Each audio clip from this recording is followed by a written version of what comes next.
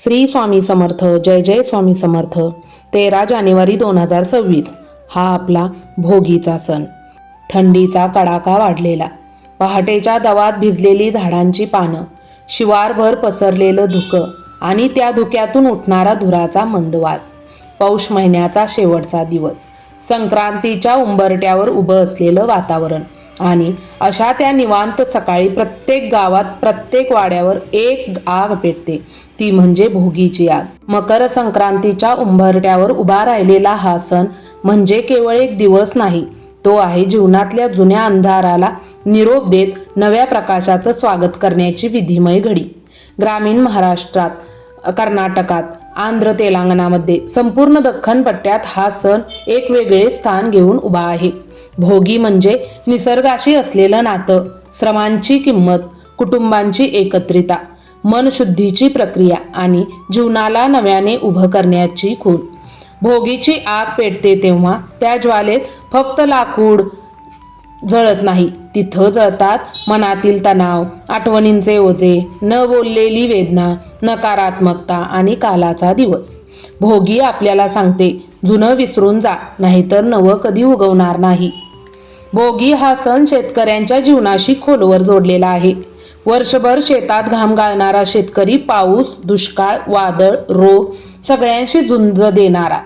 आता कापणी जवळ येते, धान्य दाराशी यायला सज्ज होतं. त्या क्षणी शेतकरी म्हणतो, हे मातीतली आई, ह्या श्रमांना आशीर्वाद दे. भोगी म्हणजे पिकाला दिलेली वंदना, मातीतल्या परिश्रमांना मानाचा मुजरा आणि कृतज्ञतेने झुकलेले मस्तक.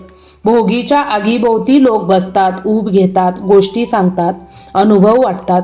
हा सण सांगतो, मेहनत हीच पूजा आणि श्रम हीच प्रार्थना. भोगीच्या दिवशी गावात गोळा होतात जुनी तुटकी वस्तू, फाटकी चटई, न चालणारे लाकूड, मोडकी टोपली आणि ती जाळण्यात येते. पण या क्रियाकर्म केवळ वस्तू जाळण्याचा नाही, ही आहे आठवणींच्या ओझ्यातून मुक्त होण्याची प्रतिकात्मक प्रक्रिया. त्या आगीत लोक जाळतात राग, कटुता, वाद, निराशा, हतबलता. कोणी हळुवारपणे पुटपुटतं, हे दुःख आजच इथंच संपू दे. भोगीची आग म्हणजे मनाला दिलेला विराम. राग उतरते, धूर वितरतो आणि मन हलकं होतं. भोगीच्या आधी घराची स्वच्छता केली जाते, अंगण धुतलं जातं, दारात रांगोळी काढली जाते, शेणाने गोऱ्यांची मूर्ती बनवली जाते, तिची पूजा केली जाते. ही मूर्ती काही ठिकाणी देवीचं रूप, पृथ्वीचे रूप, मातीतल्या ऊर्जेचं रूप मानली जाते. स्त्रिया एकत्र येतात, ओटी भरतात, लहान मुलींना घास देतात, घरात मंगल भावना जागृत करतात. ही फक्त पूजा नाही, ही आहे स्त्री शक्तीचा सन्मान, संस्काराची परंपरा, पिढ्यांमधला भावनिक पूल. ग्रामीण महाराष्ट्रात आज केली जाते भोगीची भाजी. 7 किंवा 14 भाज्यांची भाजी, बाजरीची भाकरी, तिळगुळ, भात, दही. ही भाजी म्हणजे निसर्गाने दिलेलं जे काही उपलब्ध आहे ते नम्रतेनं स्वीकारणं. मुळा, गवार, कारली, वांगी, शेंगा, कोबू, शेपू, पालक, प्रत्येक भाजी म्हणते. माणसा संपत्ती थाळीत नसते, ती कृतज्ञतेत असते. भोगीच्या जेवणात दिखावा नाही, खर्च नाही, साधेपणा आणि समाधान. भोगी हा दिवस प्रामुख्याने इंद्रदेवांना समर्पित. एक लोककथा अशी सांगते, एक गरीब शेतकरी दुःखाने भरलेला, कर्ज, आपत्ती, अपयश, सगळं आयुष्य विळख्यात. भोगीच्या रात्री त्याने आकाशाकडे पाहिले आणि म्हणाला, हे देव, माझ्या नशिबावरच ओझं कमी जास्त कर. त्याच्या मनातली वेदना त्याने भोगीच्या आगीत समर्पित केल्या. दुसऱ्या वर्षी धनधान्य, पीक, सुख, समाधान सगळं फुललं. लोक म्हणतात, भोगी म्हणजे नशिबावर तक्रार नाही, तर जीवनाला नव्याने स्वीकारण्याची प्रतिज्ञा आहे. भोगी शिकवते, दुःख करवाळू नका, भूतकाळ पकडून बसू नका, स्वतःला ओझं बनवू नका.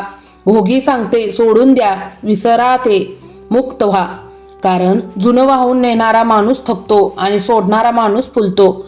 भोगी म्हणजे मनाला दिलेला नवा जन्म. लोक एकाच घरात राहतात पण एकत्र जगत नाहीत. भोगीच्या आगीभोवती गोष्टी सांगितल्या जातात. आजोबा भूतकाळ सांगतात, आई अनुभव सांगते, मुले ऐकतात. त्या क्षणी तयार होतो नात्यांचा उबदार वर्तुळ. भोगी आपल्याला विचारायला लावते, काय जपायचं, काय सोडायचं, काय जाळून टाकायचं. कोणी राग जाळतो, कोणी अपयश, कोणी अपराधीपणा, कोणी स्वतःवरील टीका. भोगीची आग माणसाला आतून हलकं करून सोडते. भोगीचा सण फक्त सण नाही, तो आहे मनाचा शुद्धीकरण सोहळा, परंपरेचा वारसा, निसर्गाला अर्पण, स्वतःसाठी घेतलेला संकल्प. जे मला खाली खेचतं ते आज जाळून टाकतो आणि नव्या प्रेमाने सामावून घेतो आणि नव्या प्रेमाने नव्या वर्षाची सुरुवात करतो. तर कसा वाटला तुम्हाला हा व्हिडिओ नक्की कमेंट बॉक्समध्ये कळवा. लवकरच भेटू मकर संक्रांतीच्या व्हिडिओमध्ये. तोवर स्वतःची काळजी घ्या आणि आपल्या घरातल्यांचीही काळजी घ्या. हर हर महादेव. नवीन असाल तर सबस्क्राईब करायला विसरू नका. धन्यवाद धन्यवाद धन्यवाद.